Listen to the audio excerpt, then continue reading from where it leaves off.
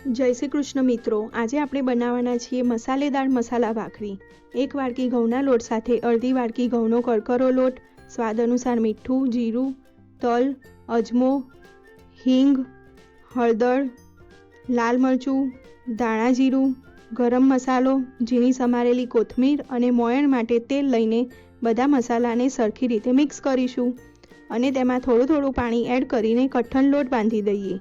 ભાખરીનો લોટ ઢીલો નથી રાખવાનો, તેને કઠણ રાખવાનો છે। હવે લોટને 10 મિનિટ રેસ્ટ આપી દઈએ। લોટમાંથી મીડિયમ સાઇઝનો લુવો લઈને તેને વણી લઈએ। તેમાંથી મીડિયમ સાઇઝની ભાખરી કટ કરીએ। હવે ગરમ તવા ઉપર ભાખરીને ધીમા તાપે 7 થી 8 મિનિટ સુધી શેકી લઈએ।